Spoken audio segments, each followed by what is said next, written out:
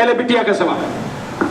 सभी को जय भीम, नमो बुद्धाय। मैं रूबी सर से, मैं एडवोकेट सर से सवाल पूछना चाहती हूँ। जैसा कि सर ने अभी बताया कि मैं 5 साल से मोदी की चुनौती दी है कि मैं 5 साल से उनके खिलाफ हूँ, क्या हम उसमें सफल हो पाए? पहला सवाल मेरा ये है। और दूसरा सवाल ये है कि हम संविधान को कैसे बचा सकते हैं? और तीसरा सवाल मेरा ये है कि हम 2024 को कैसे बेहतर बना सकते हैं? हमारे पास इतना समय नहीं है कि हम कुछ बड़ा कर सकें। इतने कम समय में हम कैसे 2024 को बेहतर बना सकते हैं? बहुत बहुत साधुवाद सर। थैंक यू बेटा। आपके 3 सवाल हैं कि 5 साल में हमने जो किया उसका असर क्या हुआ। दूसरा, संविधान को कैसे बचा सकते हैं।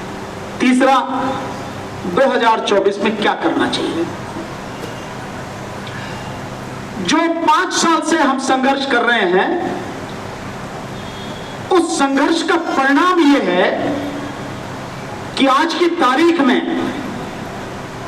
इस देश में पूरा मुस्लिम समाज, दलित समाज, सिख समाज और इस देश का बहुत बड़ा हिस्सा न केवल हमें जानता है बल्कि हमारी बात पर विश्वास भी करता है कि अगर कहीं से कोई बात ये कह रहे हैं तो उसका कोई अर्थ है। हाँ, इसका असर आपको उस रूप में नहीं दिखेगा कि हम सरकार को उखाड़ के फेंक पाएंगे, लेकिन इस बात में आपको इसका असर दिखेगा कि कृषि कानून सरकार लेकर आई लेकिन वापस लिए। मैंने 8 महीने पहले यह घोषणा करी थी मार्च में, जिस समय सरकार ने वापस लिया मोदी ने, उससे 8 महीने पहले मार्च में रुद्रपुर में एक मीटिंग हुई किसानों की बहुत बड़ी, और मैंने उसमें यह कहा कि सरकार की औकात नहीं है, यही शब्द है, सरकार की औकात नहीं है कि ये कानून वापस न ले, सरकार को लेने ही पड़ेंगे। 8 महीने पहले कहा था, सरकार ने वापस लिए। सीएनआरसी के विषय में कहा कि सरकार के, इन्हीं शब्दों में, सरकार के गुर्दे में दम नहीं है इस कानून को लागू कर सके, हिम्मत है तो लागू करके दिखाए। लागू नहीं हुए। हां, सरकार को खाड़ फेंकने की बात कर देते अगर समाज साथ देता तो। एक व्यक्ति का काम नहीं है। हम ईवीएम के खिलाफ लड़ाई लड़ रहे हैं, लगातार लोगों को जागरूक कर रहे हैं। 30 मई 2019 को सबसे पहले ईवीएम के खिलाफ हमने आंदोलन शुरू किया जंतर मंतर पर। उधर मोदी शपथ ले रहा था दूसरी बार प्रधानमंत्री पद की, और हम जंतर मंतर पर आंदोलन कर रहे थे। उसके बाद हमने जंतर मंतर पर 4 और आंदोलन किए, 5 आंदोलन किए, लोगों को ईवीएम के विषय में बताया, बाकायदा प्रदर्शन, डेमोन्स्ट्रेशन करके दिखाया कि ईवीएम में कैसे गड़बड़ी होती है, वीवीपैट में कैसे गड़बड़ी होती है। और ईवीएम नहीं हटेगी तो सरकार को आप नहीं हटा सकते। आज फिर कह रहा हूं आप सबके सामने, आप सब लोग सुन लें, विपक्ष पूरा इकट्ठा हो रहा है। विपक्ष के 27 पार्टियां इकट्ठी हो गई हैं।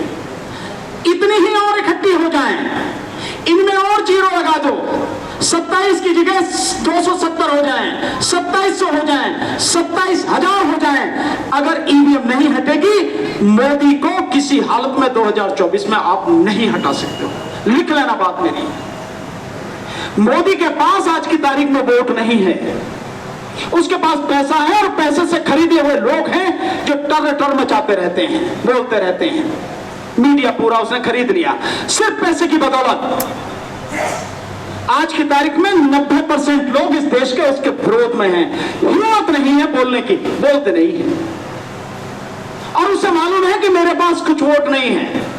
मैं अगर बैलेट पेपर से चुनाव कराऊंगा, मैं आपको लिख के दे रहा हूं, 40 सीटें बीजेपी जीत नहीं पाएगी, मोदी जीत नहीं पाएगा, चाहे कितनी कोशिश कर रहे हैं। लेकिन फिर भी वो सीना ठोक के कह रहे हैं कि हम 400 सीटें लाएंगे, 400 के पार जाएंगे। क्यों? क्योंकि उनके पास ईवीएम है। आप वोट किसी को दो, आपकी वोट वो लूट के ले जाता मशीन में चुपचाप।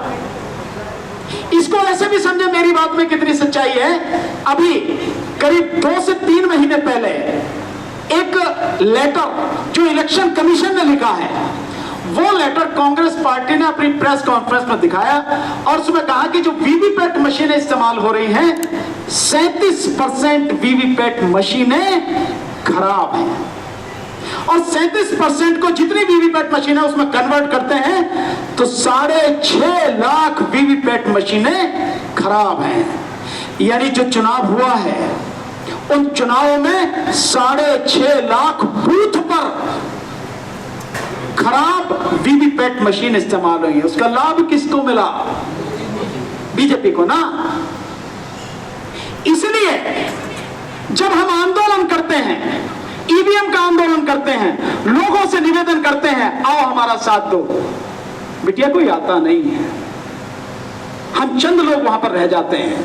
तो अपने दम पर, अपने ज्ञान के दम पर, अपनी वकालत और संविधान से जो सीखा है उसके दम पर सरकार के खिलाफ पुरजोर आवाज उठाते हैं कानूनी और संवैधानिक रूप से। लेकिन बदलने के लिए जिस संख्या की जरूरत है वो घरों में बैठी रहे तो मैं क्या करूंगा? बताओ मुझे। पूरा देश जानता है, पूरी दुनिया जानती है, कितने लोग कह रहे हैं कि इनको सुनते हैं हम इनके फैन हैं। क्या करूंगा इस फैनशिप का? जब मैं आपको बुलाता हूं मेरा साथ नहीं देते हो, क्या करूंगा मैं इसका?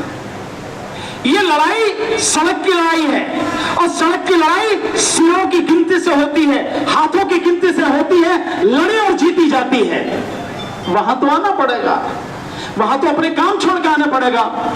मैं भी तो अपना काम छोड़ता हूं, मेरे भी तो बच्चे हैं, उनका समय में जो उन्हें देना चाहिए उनका समय काट के मैं समाज को देता हूं। देता नहीं देता? तो वहां जब जरूरत है आप साथ नहीं दोगे तो मैं कुछ नहीं कर पाऊंगा।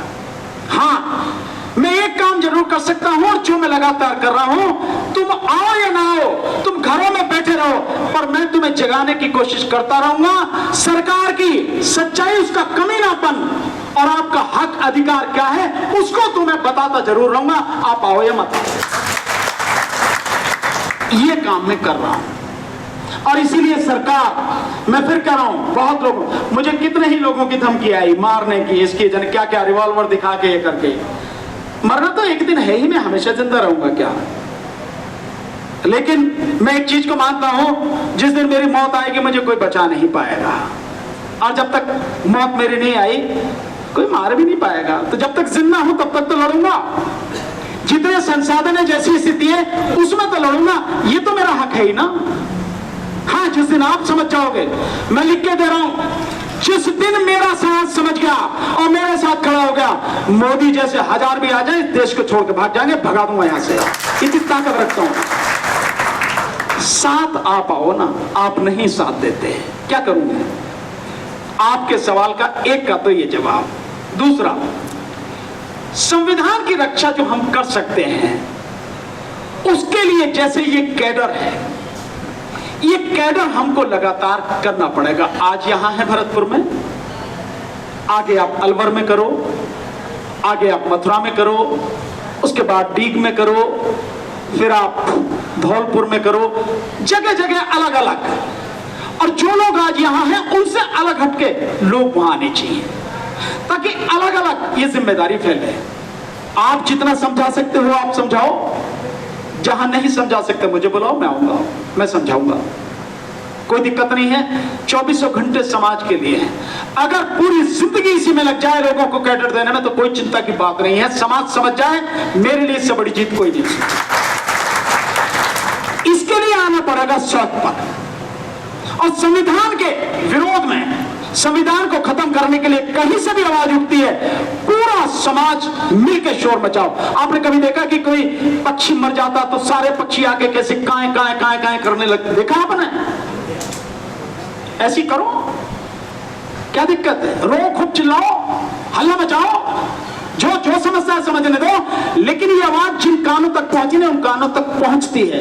मैं जानता हूं मोदी मुझे मेरे नाम से जानता है, पर मोदी की औकात नहीं है कि मेरे सामने आंख में आंख मिला के कुछ भी कह सके, बोल सके, मेरी बात का जवाब दे सके और मेरा कुछ भी बिगाड़ सके। औकात नहीं है उसकी। आप सब करो, आप महिलाएं हैं, करो, आप टीम बनाओ। बहुत विरोध होगा आपका, अब लड़की है इसलिए ज्यादा होगा, लेकिन मुझे विश्वास है अगर आप में, अपने में आत्मविश्वास है और आप चीजों को समझते हो, नहीं समझते तो जिन जो जानते हो उनसे पूछो। आप अगर आप कदम बढ़ाओगे, एक ना एक दिन देखो लोग आपके साथ में आ जाएंगे, आपकी आवाज बहुत दूर तक जाएगी। आज की तारीख में बेशक मेरे साथ लोग नहीं आते हैं, लेकिन मुझे इस बात की संतुष्टि है कि पूरी दुनिया में मुझे सुना जाता है, पूरी दुनिया में मेरे नाम से लोग मुझे जानते हैं। इस बात का असर है। मुझे आरएसएस के लोग बहुत अच्छी तरह से सुनते हैं, बहुत अच्छी तरह से। मैं सामने जाता हूं, मैं क्या, आप देख रहे हो क्या सिक्योरिटी, कुछ नहीं भाई, मेरा साथ में कभी ये भी नहीं होता, अकेला ही जाता हूं। कोई भी चाहे तो मार सकता है, लेकिन अभी तक तो किसी को छूने की हिम्मत है नहीं। और जब मरूंगा तो मर ही जाऊंगा। तो संविधान को बचाने की लड़ाई, और संविधान को बचाना हमारी जिम्मेदारी है, क्योंकि हम सबके अधिकार उसी संविधान से हैं। जिस दिन संविधान खत्म, आप बिल्कुल अंधकार में चले जाओगे, आपके सारे अधिकार खत्म हो जाएंगे। ये मान के चलना, आप जितने अपने परिवार की रक्षा करते हो, अपने बच्चों की रक्षा करते हो, उससे भी कहीं ज्यादा जिम्मेदारी है कि तुम इस संविधान की रक्षा करो। और इसकी रक्षा तुम जब ही कर पाओगे जब इसको समझ पाओगे। और समझने के लिए बहुत ज्यादा पढ़ने की जरूरत नहीं है। अनुच्छेद 1 से लेकर अनुच्छेद 51A तक, बस इतना ही पढ़ना है।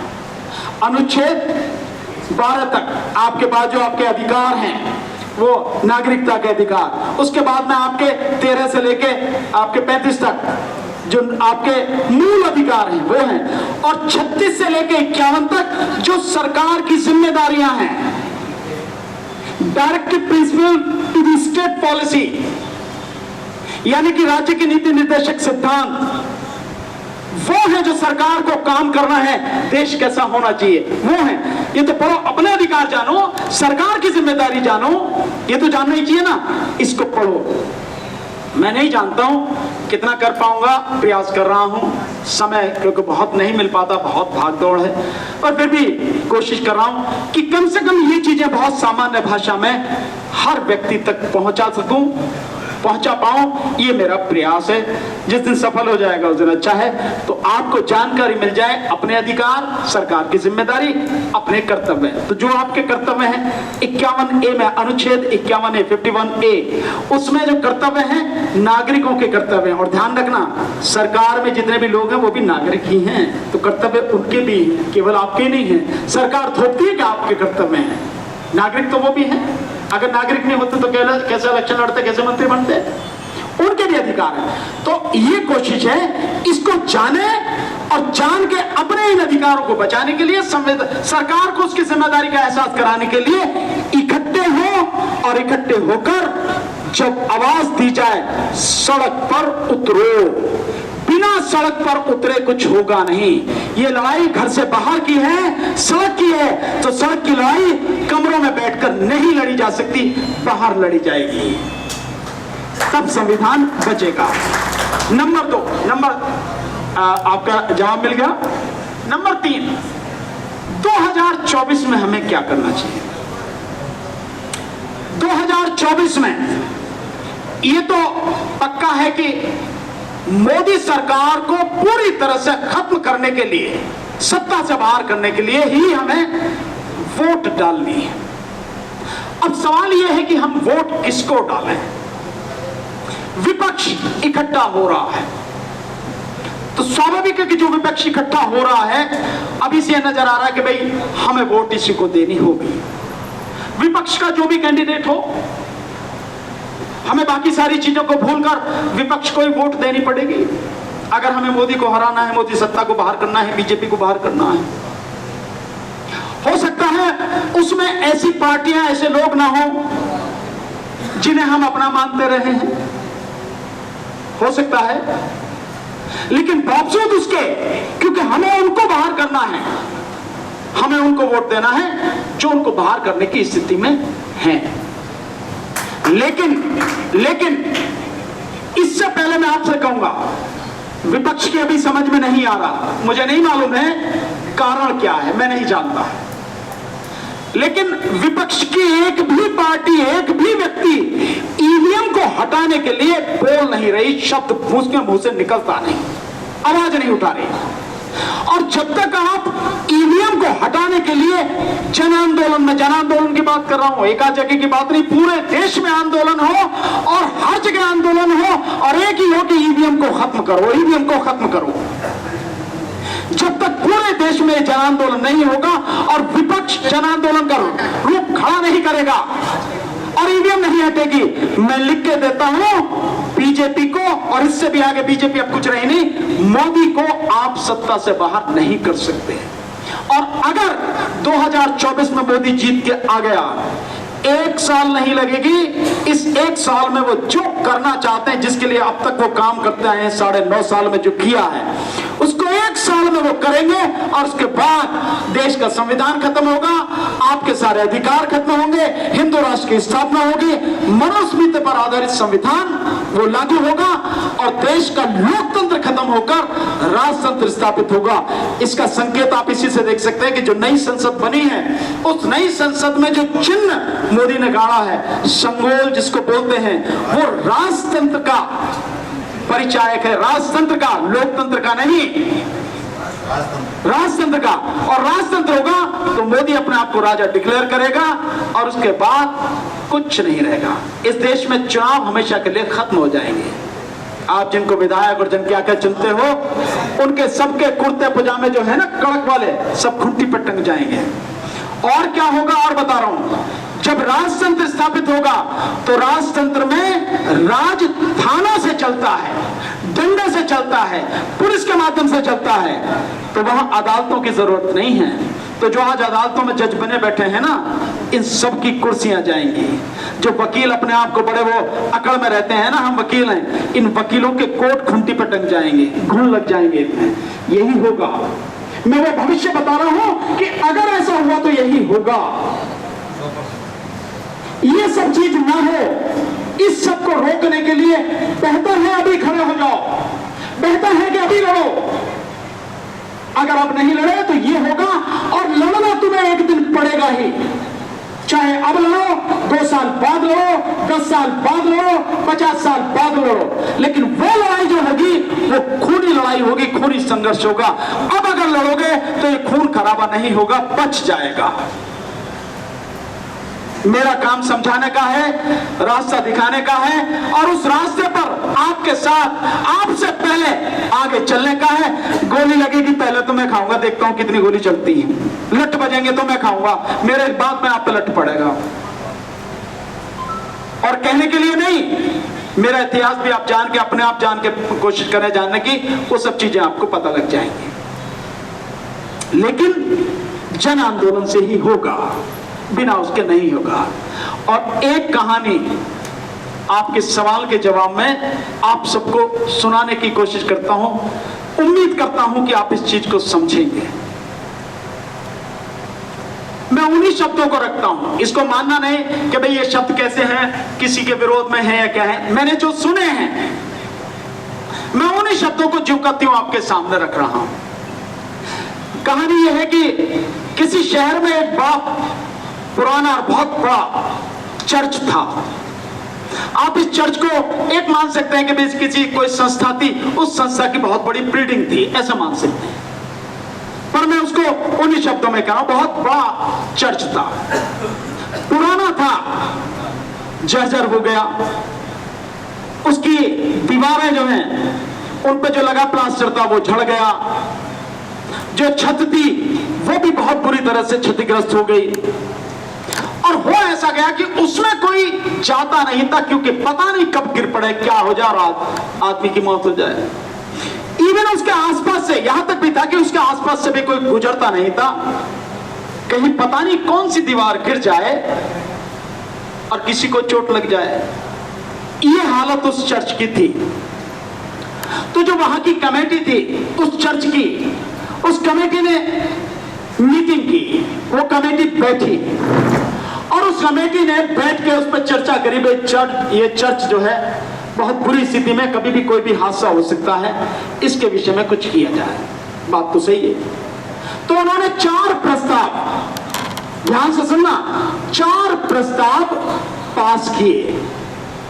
भाई ये एक प्रस्ताव होता, ये चर्च पुराना हो चुका है, बहुत बुरी हालत में है, इस चर्च की जगह पर नया चर्च बनना चाहिए। दूसरा प्रस्ताव उन्होंने कहा कि भाई क्योंकि ये पुराना हो गया है, तो नया चर्च बनाना ही पड़ेगा। तीसरा ये कहा कि जो नया चर्च बनाएंगे वो इसे पुराने चर्च का जो सामान है, ईंट है, बल्ली है, उन्हीं से बनाना है। ठीक है सर, उन्हीं से ये बनाना है। और चौथा प्रस्ताव यह हुआ कि इस चर्च को जब तक नया बने तब तक गिराना नहीं है। आप मेरी बात समझ रहे हैं? पुराना हो चुका है, नया बनाना है, इस पुराने के ही सामान से नया बनाना है, लेकिन नया बनने तक इस पुराने को नहीं गिराना है। है ना मजेदार बात? अगर आपको नया बनाना है तो इसको तो गिराना पड़ेगा ना। जब तक इसे गिराओगे नहीं तब तक नया कैसे बनेगा? तो इसे गिराना पड़ेगा, अपने हाथों से गिराना पड़ेगा और नया अपने हाथों से बनाना पड़ेगा, तभी तो सारी चीजें ठीक होंगी। अब मैं तुमसे बताता हूं, तुमसे समझाने की कोशिश करता हूं, तुम्हें समझाने की कोशिश करता हूं। तुम भी अपने अंदर झांक के देखो, कुछ पुराना है क्या? और जो पुराना है वो जर्जर हो चुका है क्या? नई की जरूरत है क्या? नई की जरूरत है तो नया बनाना पड़ेगा कि नहीं पड़ेगा? अगर पुराना किसी काम का है, सारी व्यवस्था पहली तरह चल रही है, उस मत गिराओ।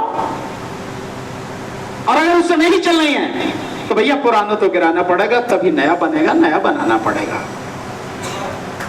हमारा संघर्ष बहुत बड़ा है। हमें सच्चाई को उसकी आंखों में आंख डाल के देखना पड़ेगा, महसूस करना पड़ेगा और उसी के साथ काम करना पड़ेगा।